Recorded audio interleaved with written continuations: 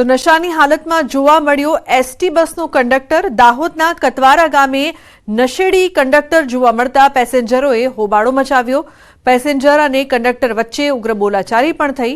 આ બસ ગુલબાર દશલા અને કતવારા થઈને દાહોદ જતી હતી। જો કે કંડક્ટરે પૈસા લઈને ટિકિટ ન આપતા પેસેન્જરોએ એસટી ડેપોના કર્મચારીઓને જાણ કરી હતી। ત્યારબાદ એસટી બસના અધિકારીઓ અને કર્મચારીઓ ઘટના સ્થળે દોડી આવ્યા હતા અને એસટી બસમાં કંડક્ટર પીધેલી હાલતમાં જોવા મળતા કંડક્ટરનું લેખિતમાં નિવેદન લઈ તેની અટકાયત કરાઈ છે। તો સ્કૂલ આચાર્યએ બાળકને બેરહેમીથી માર માર્યો। રાજકોટના જેતપુરની સ્કૂલનો બનાવ સીસીટીવીમાં કેદ। 16મી જાન્યુઆરીનો બનાવ સીસીટીવીમાં કેદ થયો છે। જેતપુર સેન્ટ ફ્રાન્સિસ સ્કૂલમાં બન્યો હતો બનાવ। પ્રિન્સિપાલે વિદ્યાર્થીને જાહેરમાં ફટકા માર્યા। કયા કારણોસર માર માર્યો તે હજુ સુધી સામે નથી આવ્યું। પ્રિન્સિપાલે બાળકને 7 આડેધડ લાફા ઝીંકી દીધા। વિદ્યાર્થીને મારવા મુદ્દે કોઈ પોલીસ ફરિયાદ નથી થઈ। તો દ્રશ્યો સામે આવી રહ્યા છે જેમાં કઈ રીતે બાળકને બેરહેમીથી માર મારવામાં આવી રહ્યો છે। એવી તો શું ભૂલ કે 7 લાફા મારવા પડ્યા। દુષ્કૃત્યની કોશિશ કરનાર દાનવ દબોચાયો છે। 1.5 વર્ષની બાળકીને મનોવિકૃત ખેંચી ગયો હતો। સુરતમાં લિંબાયત વિસ્તારની આ ઘટના। બાળકને પણ લઈ જવાની કોશિશ કરી હતી। ગાર્ડનમાં રમતી બાળકીને લઈ જવાનો પ્રયાસ કર્યો હતો। બાળકીની માતા સમયસર આવી જતા બાળકી બચી ગઈ। યુવકને ટોળાએ બરોબરનો મેથી પાક પણ આપ્યો। લિંબાયત પોલીસે આરોપીની ધરપકડ કરી અપહરણ, છેડતી અને પોક્સોની કલમ નોંધીને આગળની કાર્યવાહી હાથ ધરી છે। તો ગાર્ડનમાં રમતી બાળકીને લઈ જવાનો પ્રયાસ કરવામાં આવ્યો। દુષ્કૃત્યની કોશિશ કરનાર દાનવને પોલીસે દબોચી લીધા છે। 1.5 વર્ષની બાળકી સાથે મનોવિકૃત તેને ખેંચીને અશ્લીલ હરકતો કરી રહ્યો હતો। જે સમયે પોલીસે તેને પકડી લીધા છે અને હવે વધુ કાર્યવાહી કરવામાં આવશે।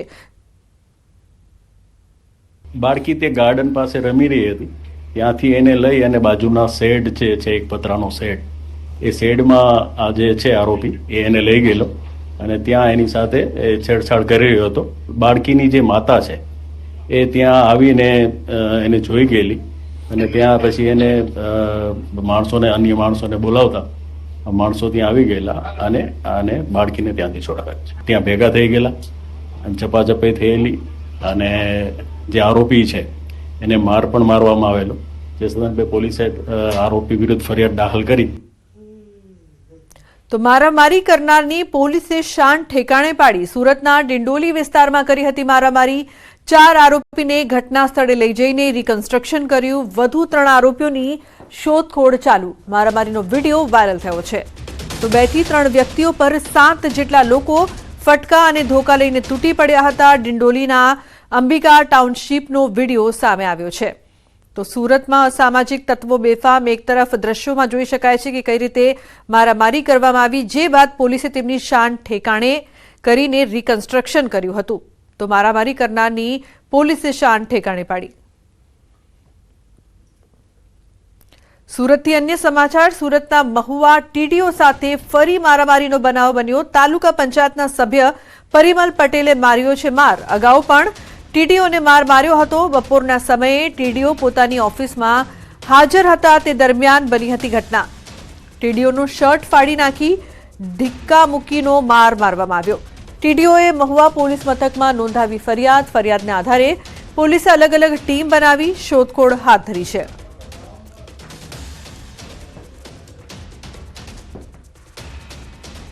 જે અંદર ચેમ્બરમાં ઘૂસી અને ટીડીઓ શ્રીને માર મારેલ છે અને જેની માર મારી તેઓ નાસી છૂટ્યો છે। એટલે એ બાબતે ટીડીઓ શ્રીની અમે ફરિયાદ દાખલ કરવામાં આવી છે।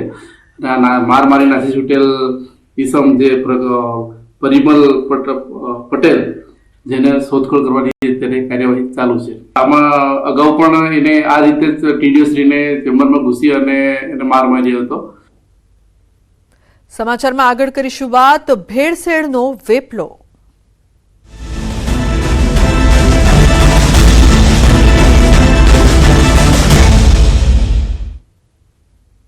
બજારમાંથી ઘી લેતા પહેલા સાવધાન। મહેસાણામાંથી 13 લાખનો ઘીનો જથ્થો જપ્ત કરવામાં આવ્યો છે।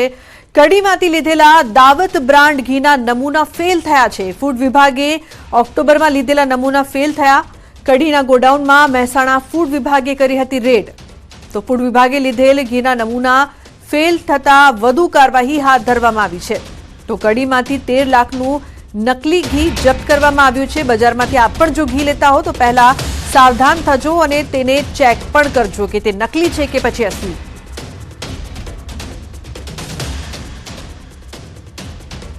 તો બનાસકાંઠામાં ભેળસેળિયા ઘીના વેપલાનો પર્દાફાશ. જાણીતા ઘીના ડુપ્લિકેટ લેબલનો ઉપયોગનું ષડયંત્ર. બનાસકાંઠાના ફૂડ વિભાગની કાર્યવાહીમાં આ ખુલાસો થયો છે. ચડોતરની પેઢીમાં ચાલતો હતો ગોરખ ધંધો.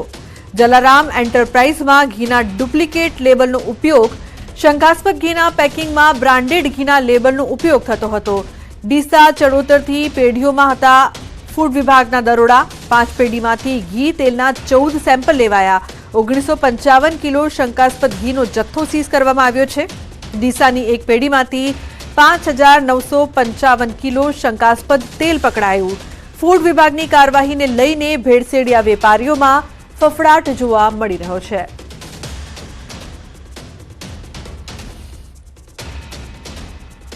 ખાદ્ય ચીજો બજારમાંથી ખરીદો તો અચૂક ચેક કરીને જ લેજો. ભેળસેળ નકલનો વેપલો ફૂલ્યો ફાલ્યો છે. નકલી દૂધ, નકલી પનીર જ નહીં, હવે તો મસાલા પણ નકલી જોવા મળી રહ્યા છે. નકલી વરિયાળી, નકલી મરચું, નકલી હળદરનો કાળો કારોબાર પકડાઈ ચૂક્યો છે.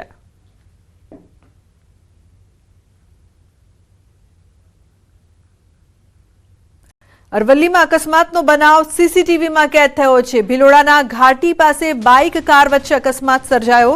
અકસ્માતમાં બાઇક સવારનું મોત નીપજ્યું, અન્ય એક ઘાયલ. અકસ્માત બાદ ચાલક કાર મૂકીને ફરાર થયો છે.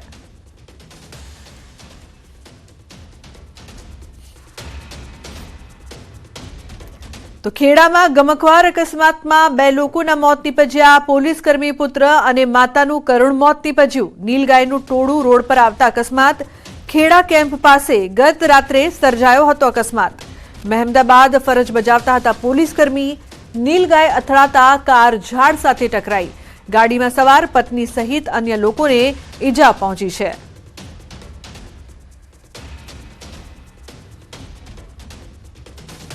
તો સુરતમાં વધુ એક યુવકનું હાર્ટ થંભ્યું. પોલીસ ગ્રાઉન્ડમાં એક યુવકને આવ્યો હાર્ટ એટેક.